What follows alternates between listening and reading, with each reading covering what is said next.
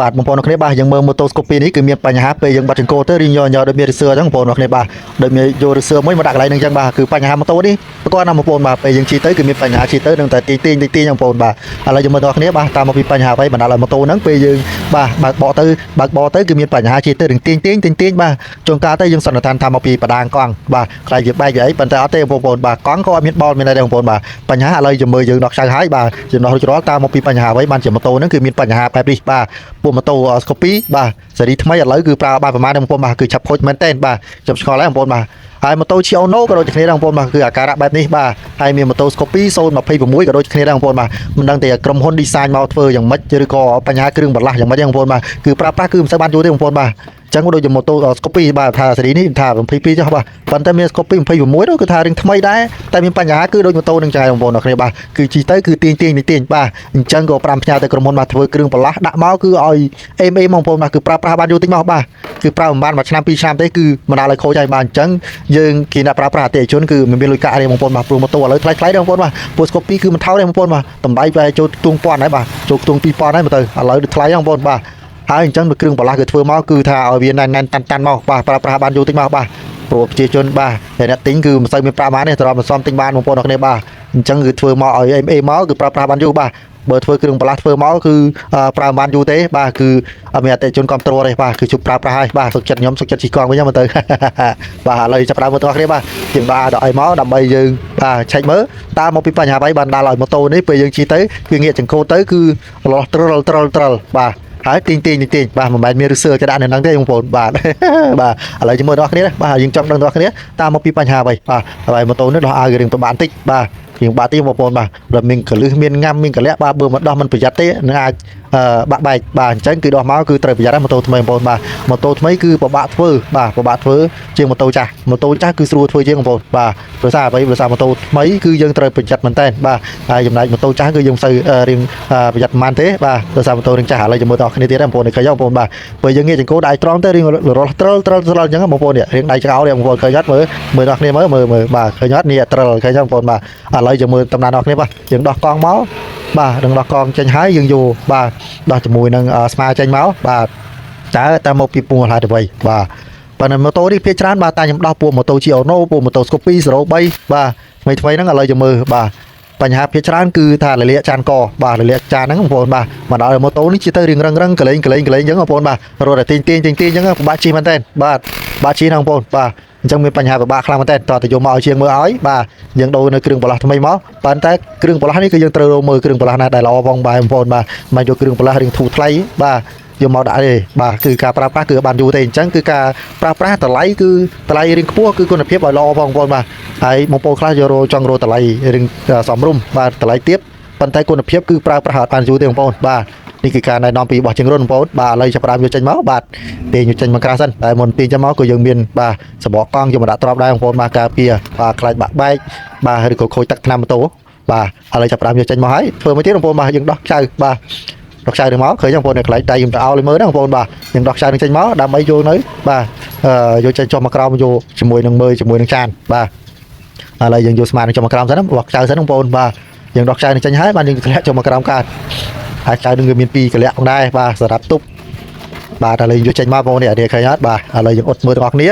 ាចង់ដឹងអត់បងប្អូនបាទតើមកពីបញ្ហាអ្វីបានម៉ូតូនឹងគឺជីទៅរៀងទីងអញ្ចឹងបាទក្របនេះគឺអត់ខូចទេបងប្អូនបាទសំបុកនៅខូចដែរបាទគឺនេះសញ្ញាព្រួយប្រាប់ហើយគឺមកពីចានបងប្អូននឹងសឹកកលាក់ឥឡូវយើងទុកម្លាយសិនបាទចាំមើលចាននេះចានខ្ញុំចូលមើលនេះឃើញបងប្អូនបាទដៃខ្ញុំកាន់នេះគឺចានហ្នឹងគឺកលាក់ហើយបងប្អូនបាទកលាក់ដល់ពេលយើងងាកចង្កូតទៅចូលកន្លែងកលាក់ហ្នឹងទៅគឺតឹងទីងបងប្អូនបាទតឹងទីងបាទហើយអាខាងលើនោះក៏ដូចគ្នាដែរជាមួយខ្ញុំយកអាខាងលើមួយទៀតឲ្យមើលបងប្អូនបាទអានេះច្បាស់លើមើលបងឃើញកលាក់បងប្អូនបាទឃើញកលាក់សឹកទីអត់បាទបើពេលវាចាំងផ្លាតចឹងទៅមើលអត់សូវឃើញបងប្អូនបាទឥឡូវយើងមើលមកគ្នាមួយទៀតបាទចាននេះក៏ដូចគ្នាដែរបងប្អូនបាទគឺសឹកកលាក់បាទពេលយើងងាកចង្កូតណោតបាទពេលអាក្របនឹងចូលកន្លែងកលាក់ហ្នឹងមករៀងកលេងបាទពេលយើងងាកចង្កូតហ្នឹងបងប្អូនឥឡូវចាប់ផ្ដើមដាក់ដូរនៅជាមួយនឹងចានថ្មីយកចានចាស់ចេញបាទឥឡូវដាក់ចានថ្មីឲ្យជូតស្អាតសិនបាទដើម្បីដាក់បញ្ចូលប្រើប្រាស់ទៅវិញឲ្យជិះទៅគឺស្រួលដូចថ្មីបកកែបងប្អូនមកគ្នាបាទឥឡូវចាប់ផ្ដើមដាក់បញ្ចូលទៅសិនដាក់ចានថ្មីបងប្អូនចានថ្មីចានចាស់ជាងនេះចានិយាយចានចាស់តើចានចាស់នេះបងប្អូនបាទក្រោយជួយដល់បងប្អូនមកច្បាស់ទីឃើញអត់ឃើញស្នាមបងប្អូនឥឡូវយើងចាប់ផ្ដើមដាក់ឲ្យនេះដៃខ្ញុំចោលហើយបាទចាប់ផ្ដើមចូលជាមួយនឹងចានថ្មីទៅហើយបងប្អូនបាទឥឡូវចាប់ផ្ដើមដាក់គុំដំបញ្ចូលសិនបាទព្រឹប ឃើញបងប្អូនបាទយើងមានបងទីបមួយតែទីបនេះយើងអាចឆ្នៃដល់បានបងប្អូនបាទយើងយកទៅបោះកន្លែងចូលជាមួយនឹងចានហ្នឹងមកបាទផ្សារភ្ជាប់មកក៏បានបងប្អូនជាមួយវគ្គក្រោយយើងកែឆ្នៃយើងស្រួលបន្តិចបងប្អូនបាទឥឡូវយើងដាក់ដំចូលស្រួលបួលហើយបងប្អូនគ្នាបាទគឺចូលដល់កន្លែងដែលយើងត្រូវការកន្លែងហើយបន្តមកទៀតគឺមានកស៊ូនឹងមួយដែរបងប្អូនបាទកស៊ូការពារនឹងផងដែរហើយកស៊ូនេះទៀតបងប្អូនបាទខ្ញុំធ្លាប់ជួបបញ្ហាមួយដែរហើយបាទពេលយើងដាក់កស៊ូនេះហើយដល់ពេលយើងដាក់បញ្ចូលទៅវិញយើងរឹតខ្ចៅតឹងហើយងាកចង្កូតទៅគឺតឹងបងប្អូនសតតឹងតឹងបាទគឺបញ្ហាមកពីកស៊ូនឹងដែរបងប្អូនមកគ្នាបាទអញ្ចឹងមុននឹងដាក់ទៅគឺយើងត្រូវត្រួតពិនិត្យមើលកស៊ូនឹងច្បាស់លាស់ផងដែរបងប្អូនបាទឥឡូវគឺល្អហើយបងប្អូនបាទគ្រីសមួយសិនបងប្អូនបាទឥឡូវចាប់ផ្ដើមបន្តមកយើងដាក់បញ្ចូលជាមួយនឹងចានយើងខាងក្រោមបាទចានខាងក្រោមបងប្អូនបាទគ្នាបាទមុននឹងដាក់ចូលគឺយើងត្រូវលាបខ្លាញ់តិចផងដែរដើម្បីឲ្យការដាក់បញ្ចូលទៅគឺងាយស្រួលបាទឥឡូវចាប់ផ្ដើមដាក់វាបញ្ចូលទៅហើយគូសចឹងមកគឺចូលទៅបាទបងប្អូនបាទគឺស្មើល្អបាទហើយនេះបាទហើយបន្តមកទៀតនោះគឺយើងត្រូវបាទមុននឹងរៀបគឺត្រូវតែដាក់ខ្លាញ់ផងដែរបងប្អូនបាទទាំងលើទាំងក្រោមហ្នឹងបងប្អូនបាទហើយចំពោះខ្លាញ់គឺយើងត្រូវការប្រើប្រាស់ជាមួយនឹងខ្លាញ់ល្អបងប្អូនបាទកាលណាបើយើងប្រើប្រាស់ជាមួយនឹងខ្លាញ់ធម្មតាមិនដាល់ឲ្យកកបាទកកយូរនឹងរឹងហើយនឹងស្អិតតែបងប្អូនបាទ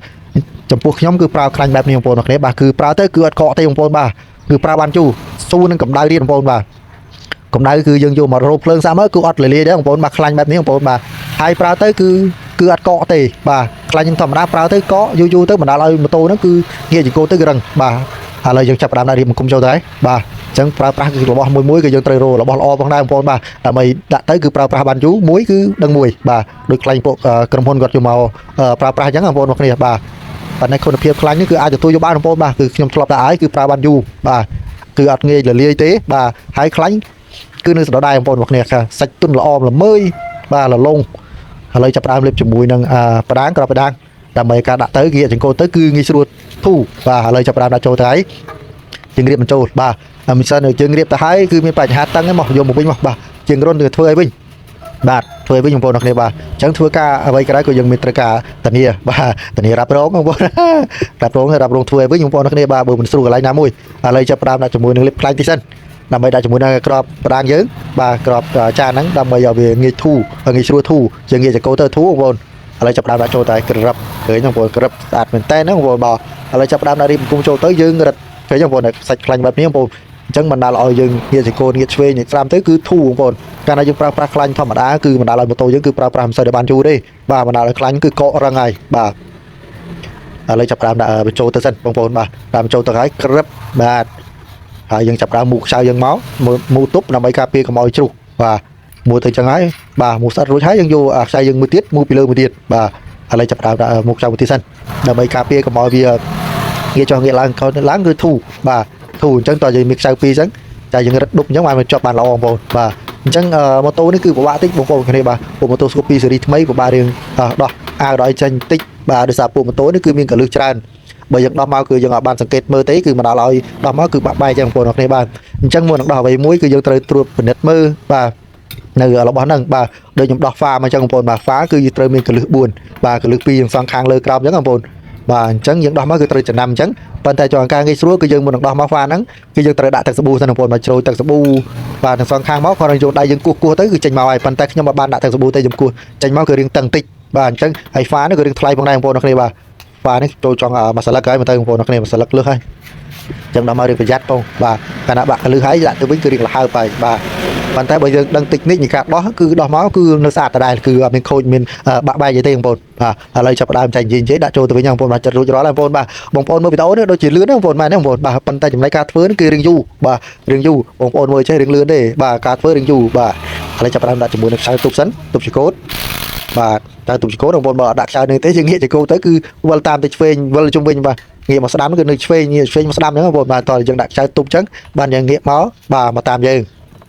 ឥឡូវរឹតមួយសិនបាទដើម្បីការពារទប់កុំឲ្យវារបូតខ្លាចជាមានបញ្ហាពេលឆ្ងាយបងប្អូនគ្នាបាទហើយអញ្ចឹងគ្រឿងបន្លាស់ម៉ូតូសុំពួកក្រុមហ៊ុនណាតែទទួលនាំចូលហ្នឹងគឺយកគ្រឿងប្រាស់ហ្នឹងគឺប្រើបានយូរផងដែរបាទហើយចំពោះពួកម៉ូតូ Scoopy ស៊េរីថ្មីដូច026បាទគឺមានបញ្ហាភាគច្រើននោះគឺលើខាងប្លុកខាងខ្សែពីបងប្អូនគ្នាបាទយើងជិះបាទអត់អន់ដល់100គីឡូឬក៏200គីឡូទេបាទប្លុកខាងខ្សែពីហ្នឹងគឺលឺតែប្រហែលបាទហើយជិះកុងតើប្រហែលជា20 30ទេបាទគឺលឺហើយអត់ដឹងពីបញ្ហាអ្វីទេបងប្អូនខាងនេះបាទអញ្ចឹងខាងក្រុមហ៊ុនជួយត្រួតពិនិត្យមើលត្រង់ហ្នឹងផងបាទហើយម៉ូតូតម្លៃគឺថ្លៃបាទអញ្ចឹងគឺប្រើប្រាស់ឲ្យសមនឹងតម្លៃផងបាទកុំធ្វើតែលុំយកតែលុយគឺអត់មានលុយទិញទេបាទព្រោះម៉ូតូមួយថ្លៃណាស់បាទអញ្ចឹងពួកក្រុមហ៊ុនខាងផលិតហ្នឹងគឺជួយមើលបាទជួយត្រួតពិនិត្យមើលផង បាទបញ្ហាយើងជីកទៅគឺមានបញ្ហាគឺខាងប្លុកខាងខ្សែពៀនកងតផែ23នឹងទៅលឺហើយបាទដូចជាខ្ញុំជួបផ្ទាល់ហើយបាទម៉ូតូខ្ញុំផ្ទាល់បាទហើយមានបញ្ហាម៉ូតូស្កូពីនឹងមួយទៀតបាទគឺបញ្ហាដូចម៉ូតូនេះចឹងដែរ026បាទចាំមើលវគ្គក្រោយបាទបើមានឱកាសនៅវីដេអូនេះច្រើនខ្ញុំដាក់បង្ហាញទៅទៀតបាទពួកម៉ូតូស្កូពីស៊េរី026ហ្នឹងបាទពណ៌ខ្មៅគ្រើមបាទពណ៌ដែលពេញនិយមពណ៌ដែលថ្លៃជាងគេហើយបាទ